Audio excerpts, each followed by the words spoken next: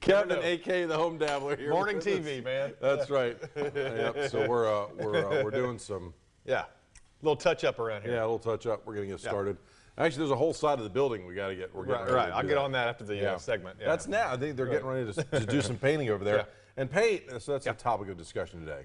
Definitely. And what I want to do today is, if you're painting your home or working around the house, what should you actually spend good money on, paint-wise, and what should you not? So some of the materials you can get really cheap and shouldn't spend a bunch of money. There are a few things, though, if you're painting around your house, you need to spend the extra few bucks and get some really quality materials. So I'm going to give you the list today. List away. All right.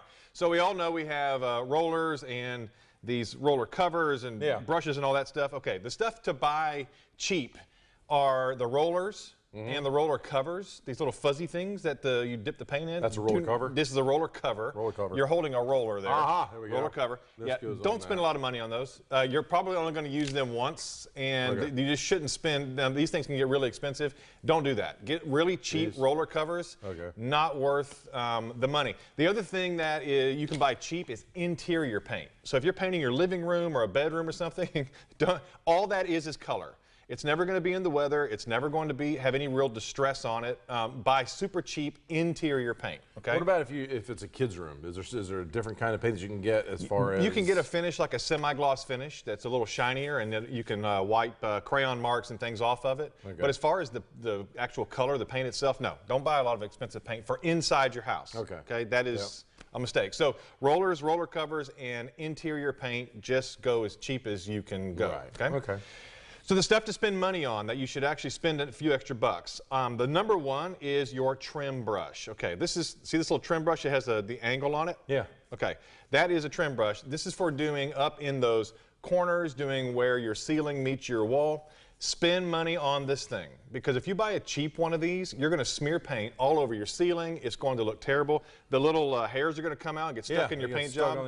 It's terrible. And this is something you can reuse. Wash the thing out.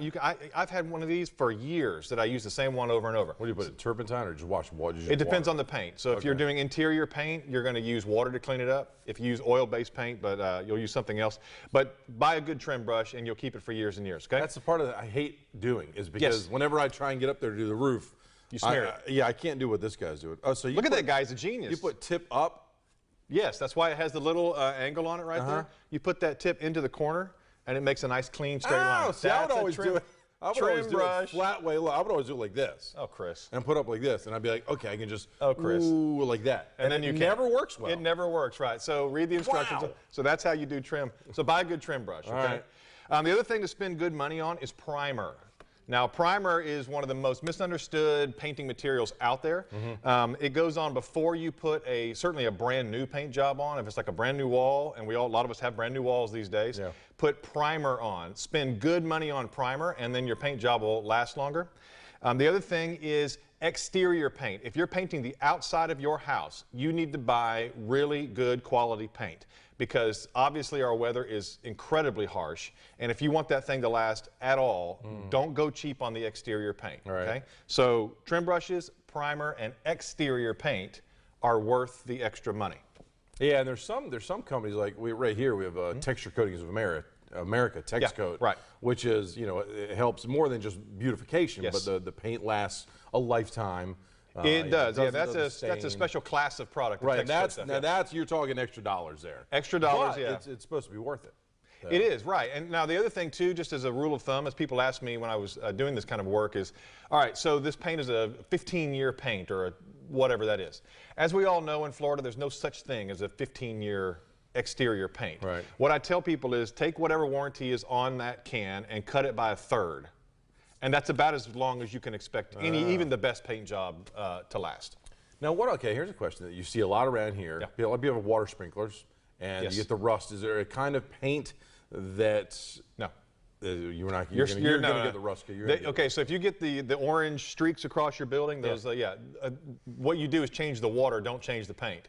You need a treatment system that takes the iron out of your water, which you can do, and then that will solve that problem. But no, once that orange gets on there, they sell cleaners and forget it. Forget it. You need to repaint your house. With good exterior paint. That's right. Spend the money. Spend the money on exterior, don't worry about it. Interior, just get it done. Okay. Kev, thank you very much.